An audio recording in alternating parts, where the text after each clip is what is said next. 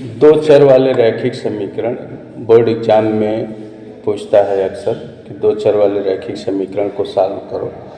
तो यहाँ पे दो चर मतलब x या y, कोई भी दो वेरिएबल रहेंगे, चाहे वह वेरिएबल का मतलब जो अक्षर होते हैं, दो अक्षर रहेंगे, चाहे x y रहे, चाहे p q रहे, चाहे x z रहे, ठीक है। तो इस तरह के जैसे हमने एक समीकरण लिखा है x + y = 14 और x - y बराबर, ठीक, इनको सॉल्व करके x और y का मान निकालना रहता है। तो x और y का मान निकालने के लिए अब यहाँ पे जो लीनियर इक्वेशन होता है इनटू वेरिएबल, तो इसको हल करने के लिए देखो, एक तो होता है प्रतिस्थापन विधि जिसको बोलते हैं सब्स्टिट्यूशन मेथड, और एक विलोपन विधि, ठीक है, और एक और होता है वज्र गुणन विधि। तो पहले इस जो हल करना रहता है तो उसको तुमको तीनों मेथड्स में से किसी मेथड से जो अप्लाई हो, तो लेकिन यहाँ पे इसको हम विलोपन विधि यानी इसको बोलते हैं एलिमिनेशन मेथड, उस मेथड से इसको बता रहे हैं। तो इसको दो इक्वेशन दिया है, पहले इसको इक्वेशन फर्स्ट मान लो, इसको सेकंड मान लो। तो सबसे पहले इसमें देखते क्या इस तरह के समीकरण हल करने के लिए कि यहाँ पे दो चर राशियाँ दी गई हैं, तो कोई ये देखते हैं कि कौन सा इक्वल, पहले अगर इक्वल नहीं रहेगा तो इसको इक्वल करेंगे, अगर इक्वल है तो ये देखेंगे कि एक प्लस है ए माइनस है, दोनों इक्वल है, प्लस माइनस है। तो जब चिन्ह साइन उसका अपोजिट रहेगा, एक प्लस रहेगा एक माइनस रहेगा, तो हमेशा उसको जोड़ते हैं। क्या करते हैं? जोड़ते हैं। तो यहाँ पे लिखेंगे equation first plus equation second. अब जोड़ेंगे तो plus Y minus Y cancel हो जाएगा, और x और x क्या हो गया? 2x हो गया, ठीक। और इधर का भी जोड़ेंगे तो 14 + 4 कितना हो गया? 18।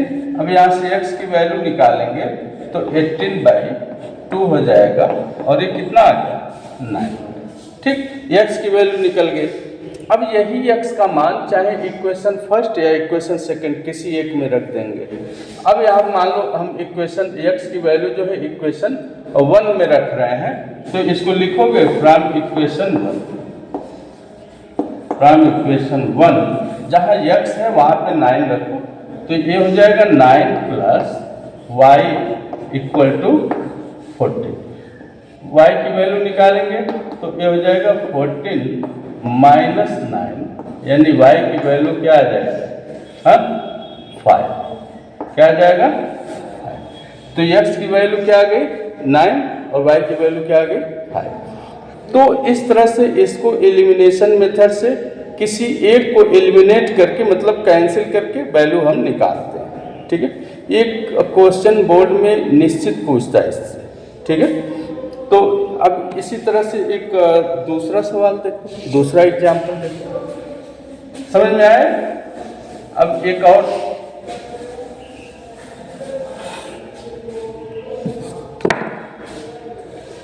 सवाल देखो।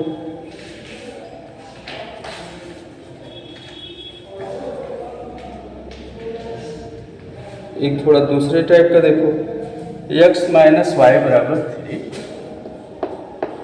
x - y = 3, इक्वेशन फर्स्ट हो गया, और दूसरा हो गया x/3 और प्लस y/2, और ये दिया हुआ है 6, इक्वेशन सेकंड। ऐसे अब इसको सॉल्व करना है। अब इक्वेशन देखो, अब यहाँ पे x - y = 3 दे दिया, x/3 + y/2 = 6 दे दिया, इसको सॉल्व करना है। तो अब यहाँ x है, यहाँ x/3 है। एक बार इसको अच्छे से समझ लोगे, कॉन्सेप्ट समझ लोगे, तो उसको हमेशा किसी भी तरह का रहेगा तो उसको कर लोगे। तो यहाँ पे -y या +y/2, तो किसी एक को, चाहे x वाले वेरिएबल्स को चाहे y वाले वेरिएबल्स को क्या करेंगे? पहले बराबर करेंगे।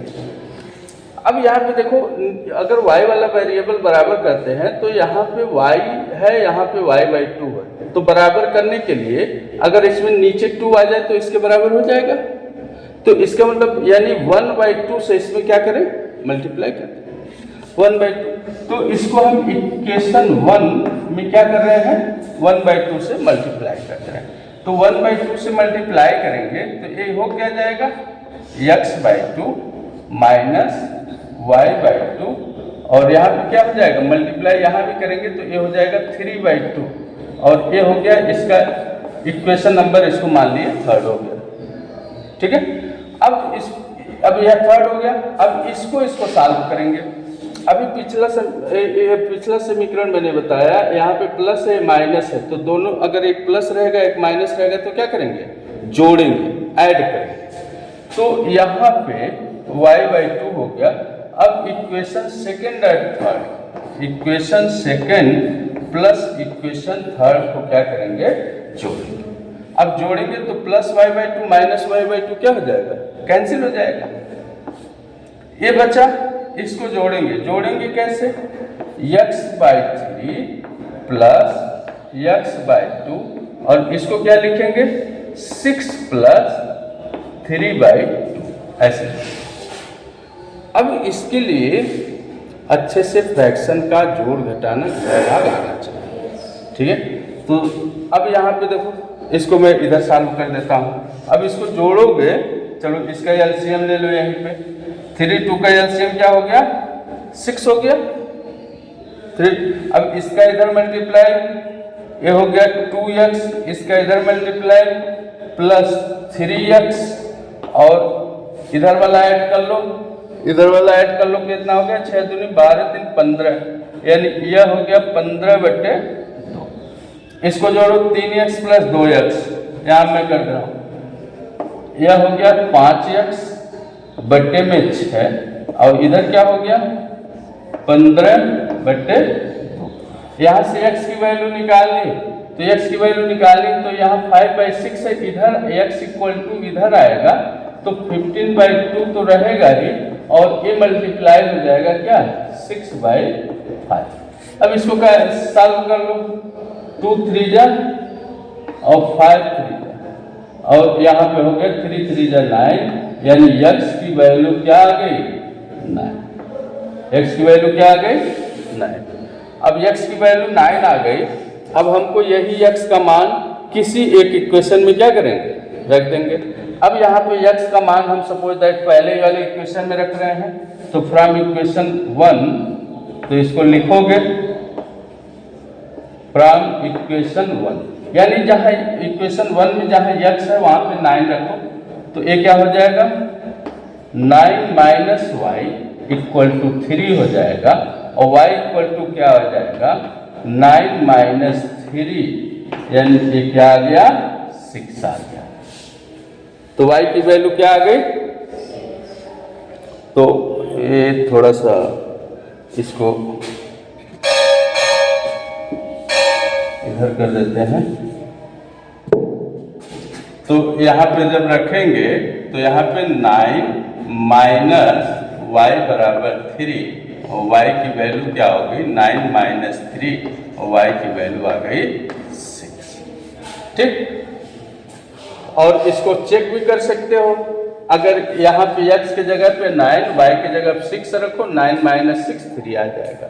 ठीक है, ऐसे इसको सॉल्व करेंगे। बहुत मतलब इम्पॉर्टेंट क्वेश्चन है, बोर्ड में हमेशा पूछा जाता है, समझे ना। ठीक है, इसको नोट कर लो।